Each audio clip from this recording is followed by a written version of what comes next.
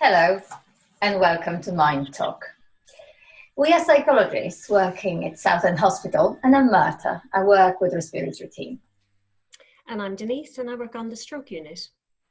And I'm Dan and I work in mental health liaison. So people have been asking us about psychological trauma as a result of COVID-19 and about PTSD.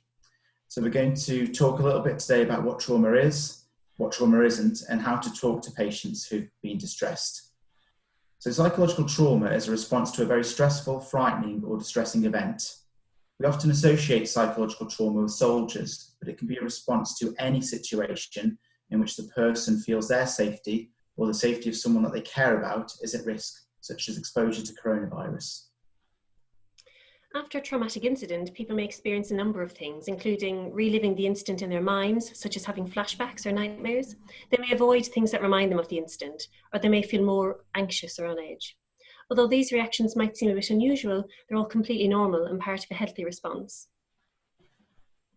And for most people, this response will reduce and disappear within a month or so as they begin to make sense of their experience and what had happened to them. For some people, this experience may continue to bother them sometime after a traumatic event, and eventually they may go on to develop post-traumatic stress disorder or PTSD. Statistics differ, but about 30% of people who have experienced traumatic incident will go on to develop PTSD. However, this also means that 70% will not, and they will manage well without specialist support. For those who need support, I guess it's really important to remember and share with patients that PTSD is a treatable condition which responds really well to psychological therapy. I often get asked what to do if a patient gets upset. It can feel really tricky when people start talking about difficult or upsetting experiences, especially when we're not expecting it. It's hard to know what to say or how to make them feel better. Our instinct might be to try to shut a conversation down because it makes us feel uncomfortable, or we don't want to make the other person feel more upset. But what we find is that actually checking in with people and allowing them to just talk about their experiences can be really helpful and has no harmful effect. It's normal for some people to want to talk about difficult events.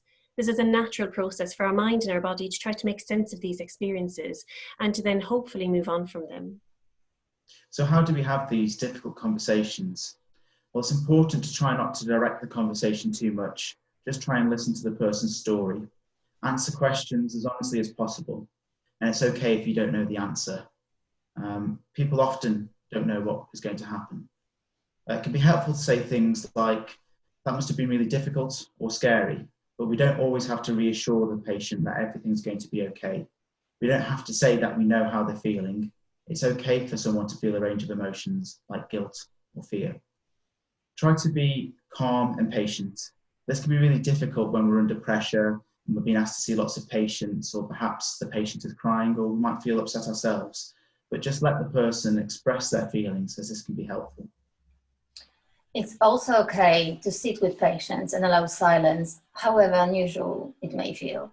It's also important to breathe, not just to regulate our own body system, but also to model to patients to breathe. At times like this, it's really important to feel thought of and cared for. And I know that you have been doing a lot to help patients keep in touch with their loved ones. It can be easy to think that you are not doing much, but you are. Giving yourself fully to another human being for 5 minutes, it is incredibly helpful and meaningful in combating the trauma response. Now, we all know that facial expressions are important for communication. This is challenging at the moment as we wear PPE. So we may need to exaggerate our other body language or make sure that we make reassuring sounds or gestures. While this makes it feel silly, it can help patients to feel that you are listening to them. So nod your head, make good eye contact and smile with your eyes.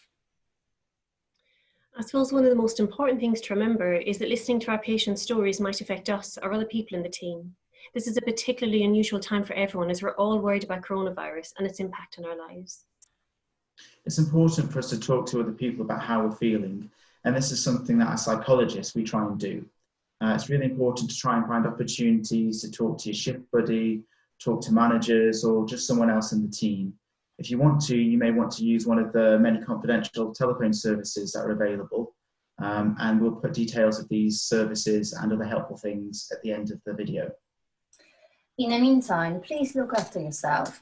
You may draw on some ideas that we shared in one of the previous Mind Talks, where we talked about 3 emotional regulation systems. It's called Regulating Your Emotions. Feel free to look it up. And please get in touch with us if you would like to talk about anything. Thank you very much for listening. Bye.